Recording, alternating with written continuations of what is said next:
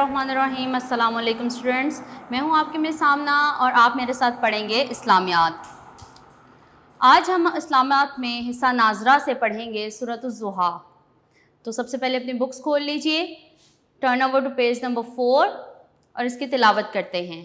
बिस्मिल्लाहिर्रहमानिर्रहीम।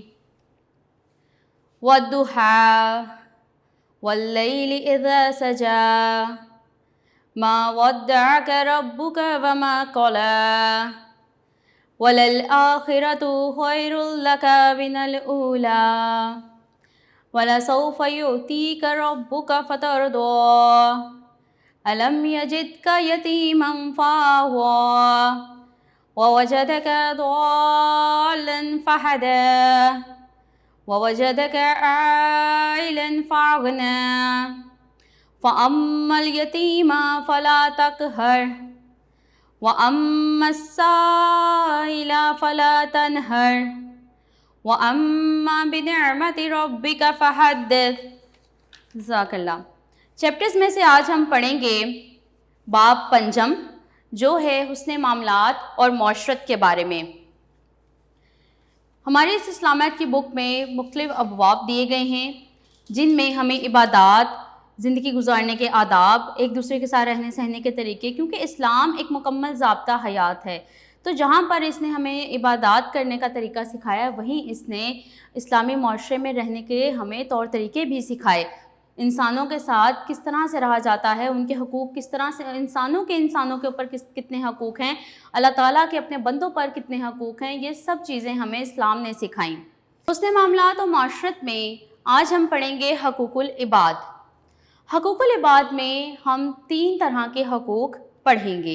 हम अपनी प्रीवियस क्लासेस में भी हकूक़ुल इबाद का चैप्टर पढ़ते आए हैं और उनमें भी हम डिफरेंट लोगों के बारे के हकूक़ हम डिस्कस करते आए हैं। आज हम डिस्कस करेंगे यतीम, माजूर और मरीज़ के हकूक़ के बारे में। तो इस चैप्टर को पढ़ने के बाद आप इस काबिल हो जाएंगे कि आप हकूक़ की अहमियत को समझ सकें, हकूक़ की इक़साम के बारे में जान सकें और मरीज़ और माजूर और यतीम, इनके क्या हकूक़ हैं, इनके बारे में अच्छी तरह से हम जान सकेंगे। शुरू करते हैं हकूक़ की डेफिनेशन से। हकूक़ हक़ की जमा है और इक़साम की अगर बात की जाए तो इसकी 2 इक़साम हैं, हकूक़ अल्लाह, हकूक़ुल इबाद। हकूक़ अल्लाह से मुराद अल्लाह ताला के अपने बंदों पर हकूक़ हैं और हकूक़ुल इबाद से मुराद बंदों के बाहमी हकूक़, जैसे पड़ोसी, यतीम, रिश्तेदार, हमसाए। तो ये सब क्या हैं? ये बंदों के आपस में बाहमी हकूक़ हैं। और हकूक़ अल्लाह, जो अल्लाह ताला के अपने बंदों पर हकूक़ हैं। इसमें एक दूसरी चीज़ ये है कि पैदाइशी तौर पर हर इंसान को 3 हकूक़ हासिल हैं। पैदाइशी तौर पर जो इंसान को हकूक़ हासिल हैं, उनमें शामिल है रिस्क, जान और माल और इज़्ज़त का तहफ़्फ़ुज़। जो शख्स इन हकूक़ को पामाल करता है, दीन इस्लाम में इसके लिए क्या है? सज़ाएँ मुकर्रर की गई हैं। कुरान और सुन्नत में इनफरादी सतह पर तमाम इंसानों के एक दूसरे पर हकूक़ रखे गए हैं, ताकि हकूक़ व फ़राइज़ की अदाई के साथ मुआशरे में भाईचारे के जज्बात फ़रोग़ पाते रहें। सबसे पहले हम पढ़ेंगे यतीमों के हकूक़।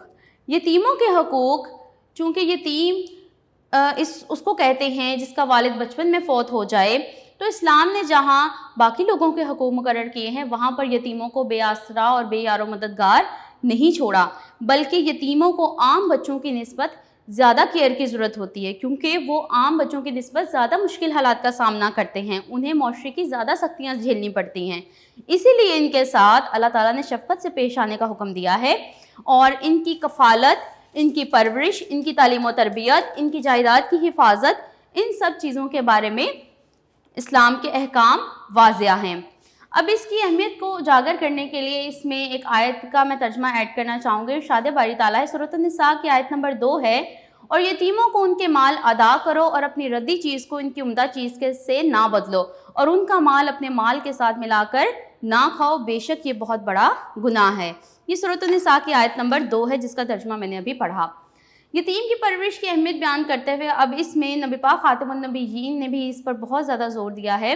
उन्होंने ये यहाँ तक फरमाया, انہوں نے اپنی 2 انگلیوں کی طرف اشارہ کرتے ہوئے فرمایا کہ میں اور یتیم کی کفالت کرنے والا جنت میں یوں قریب ہوں گے۔ اس کے بعد انہوں نے اپنی دونوں انگلیوں کو ملا دیا۔ یتیم کے ساتھ اچھا سلوک کرنا معاشرے کے اولین فریضوں میں سے ہے، اور اسلام نے یتیموں کے لیے سخت الفاظ استعمال کرنے سے منع فرمایا ہے، بلکہ ان کے ساتھ سخت دلی سے بھی پیش نہیں آنا چاہیے اور نہ ہی ان کے ساتھ لا تعلقی اختیار کرنی چاہیے۔ آگے بڑھتے ہیں اور اب ہم پڑھیں گے معذوروں کے حقوق۔ سب سے پہلے تو یہ سمجھ لیں کہ معذور کہتے کس کو ہیں۔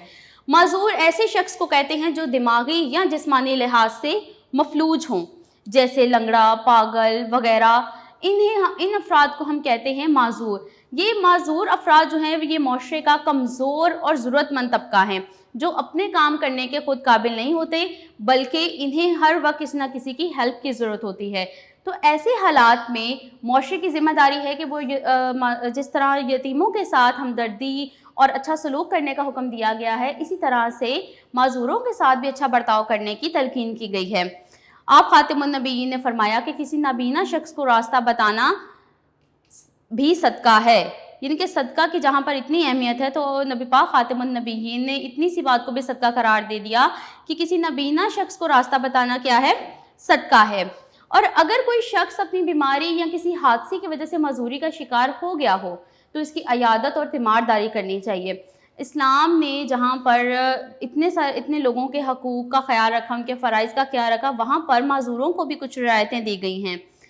یہ نہیں کہ جیسے معذوروں پر یہ نہیں فرض کہ وہ جہاد میں شامل ہوں، اور نہ ہی لنگڑے پر، نہ ہی بیمار پر، یعنی کہ ایسے افراد جو معذور ہیں ان پر کوئی حرج نہیں ہے کہ وہ جہاد میں شریک ہوں۔ اور یہ میں نے تھوڑا سا اس کو ایکسپلین کیا ہے، جو سورہ فتح کی آیت نمبر 17 ہے، اس کا ترجمہ نہیں پڑھا، تھوڑا سا اس کو ایکسپلین کیا۔ اب آگے ہم دیکھتے ہیں کہ معذوروں کو کس طرح سے رعایتیں دی گئی ہیں۔ مثلاً اگر کوئی شخص کھڑے ہو کر نماز نہیں پڑھ سکتا، عبادت کرنے میں رعایتوں کی بات کی جا رہی ہے کہ اگر کوئی شخص کھڑے ہو کر نماز نہیں پڑھ سکتا تو وہ بیٹھ کر پڑھ سکتا ہے، اگر بیٹھ کر بھی نہیں پڑھ سکتا تو پھر وہ اشاروں سے نماز پڑھ سکتا ہے۔ اور اگر کوئی شخص، اب یہ رمضان کے روزوں کے بارے میں ہے جو کہ ہم پر فرض کیے گئے ہیں، رمضان کے روزے جو کہ سب پر رکھنا فرض ہیں، تو ان کے بارے میں بھی ان کو یہ رخصت دی گئی ہے کہ اگر وہ صحت یاب نہیں ہیں تو وہ اپنے روزے بعد میں پورے کر سکتے ہیں، اپنے روزوں کی گنتی بعد میں پوری کر سکتے ہیں۔ اور صحت یاب نہ ہونے یا اگر کوئی ایسی بیماری لاحق ہو گئی ہے کہ وہ اب دوبارہ روزہ نہیں رکھ سکتے تو اس کے لیے کفارہ یہ ہے کہ ہر روزے کے عوض محتاج کو کھانا کھلانا ہوگا۔ آگے بڑھتے ہیں اور اب ہم پڑھتے ہیں مریضوں کے حقوق کی طرف۔ مریضوں کے حقوق میں سب سے پہلا ان کا حق تو یہ ہے کہ ان کی عیادت کی جائے، اور بجائے اس کے کہ ان کی حوصلہ شکنی کی جائے بلکہ انہیں اور حوصلہ اور ہمت دیا جائے، ان کی حوصلہ افزائی کی جائے کہ وہ جلد صحت یاب ہو جائیں گے۔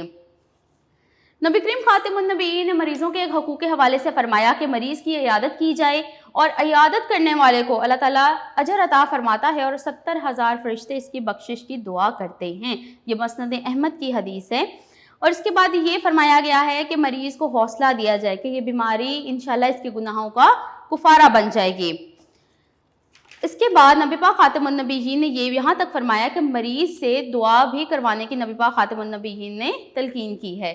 اب آگے یہ ہے بک میں کہ مریض کو چاہیے کہ اگر مرض شدت اختیار کرے، کیونکہ بعض اوقات ہم دیکھتے ہیں کہ جب بیماری حد سے بڑھ جاتی ہے تو انسان کے منہ سے بے ساختہ اللہ تعالیٰ کے لیے شرک والے الفاظ نکل آتے ہیں یا پھر کفری الفاظ نکل آتے ہیں، تو اس کو چاہیے کہ اس وقت وہ صبر سے کام لے اور اپنی زبان سے کوئی ایسی بات نہ نکالے جس سے ناشکری کا اظہار ہوتا ہو، اور نہ ہی شدت مرض کی وجہ سے موت کی تمنا کرے، کیونکہ یہ بھی گناہ ہے، کیونکہ آپ خاتم النبیین نے اس سے منع فرمایا ہے کہ موت کی تمنا کی جائے، بلکہ اس طرح کے الفاظ کہہ سکتا ہے کہ اے میرے رب، جب تک میرے لیے زندگی بہتر ہے مجھے زندگی عطا فرما، اور جب موت بہتر ہو تو موت عطا فرما۔ اس کے بعد ہمارے پاس لیسن میں ایک مریض کی عیادت کی دعا دی گئی ہے، جو نبی پاک خاتم النبیین کی حدیث مبارکہ کا ترجمہ ہے۔ سنن نبی داؤد میں یہ دعا موجود ہے۔ یہاں پر نبی پاک خاتم النبیین نے فرمایا کہ جو کوئی مریض کی عیادت کرے تو اس کو چاہیے کہ مریض کے پاس یہ دعا 7 مرتبہ پڑھے۔ اگر مریض کی موت کا وقت نہیں آیا تو اللہ تعالیٰ اس کو ضرور شفا عطا فرمائے گا۔ اسأل اللہ العظیم رب العرش العظیم ان یشفیک، میں عظمت والے اللہ جو عرش عظیم کا مالک ہے سے دعا کرتا ہوں کہ تم کو شفا دے۔ आखिर में हम ये पढ़ेंगे कि यतीमों, माजूरों, बीमारों के हकूक़ अदा करने चाहिए, उन्हें बेआसरा, बेयारो, मददगार नहीं छोड़ना चाहिए, क्योंकि ये भी हमारे माशरे का हिस्सा हैं और अल्लाह ताला ने इंसान को दूसरे इंसान की भलाई करने के लिए ही पैदा फरमाया है, वरना इबादत के लिए तो फरिश्ते भी बहुत थे। इसी तरह अल्लाह ताला हमसे राज़ी होगा और हम माशरे की बेहतरी में भी इसी तरह से किरदार बेहतरी की तरफ इसमें किरदार अदा कर सकते हैं। अब आते हैं हम इस चैप्टर की मशक की तरफ। सबसे पहला MCQs है, इसमें पैदाइशी तौर पर हर इंसान को हकूक़ हासिल हैं, जो हकूक़ हासिल कहलाते हैं पैदाइशी तौर पर, उन्हें क्या कहा जाता है? हकूकुल इबाद। फर्स्ट ऑप्शन इसका राइट ऑप्शन है। हर इंसान के पैदाइशी तौर पर हकूक़ हैं 2, 3, 4, 5। Right option is 3। रिस्क, जानो माल और इज़्ज़त का तहफ़्फ़ुज़। जिस्मानी लिहाज से मफलूज लोग कहलाते हैं, क्या कहलाते हैं? माजूर। मरीज़ की इयादत करने वाले शख्स के लिए दुआ करते हैं 70,000 फरिश्ते। राइट ऑप्शन इज 70,000 फरिश्ते। हदीस मुबारक के मुताबिक मरीज़ के पास शिफा के लिए दुआ पढ़नी चाहिए 7 बार। अब हम आते हैं इसके शॉर्ट क्वेश्चंस की तरफ। सबसे पहला है हकूकुल इबाद से क्या मुराद है? इसकी डेफिनेशन हम बिल्कुल इसके शुरू में पढ़ चुके हैं। हकूकुल इबाद के बारे में फरमाने इलाही, ये भी हम पेज नंबर 59 पर ही पढ़ चुके हैं। माजूर अफराद के 2 हकूक़। मज़ूरों के हकूक़ में बिल्कुल फर्स्ट मज़ूरों के हकूक़ के ही टॉपिक में इसका आंसर आपको मिल जाएगा। नबी करीम खातमुन नबीय्यीन ने यतीमों के बारे में क्या इरशाद फरमाया? यतीमों के हकूक़ में उसके टॉपिक में इसका आंसर है। मरीज़ की इयादत की दुआ का तर्जमा तहरीर करें। जस्ट इसमें तर्जमा पूछा गया है, दुआ लिखना चाहें तो लिख सकते हैं, लेकिन तर्जमा लिखेंगे तो वो भी करेक्ट है। पेज नंबर 61 पर इसकी दुआ का तर्जमा है। बाकी नोट्स आपके अवेलेबल हैं मार्केट में, आप नोट्स को परचेज़ करें और उनसे अपनी स्टडीज़ को जारी रखें। इसी के साथ आज हमारा चैप्टर ख़त्म होता है। अल्लाह हाफ़िज़।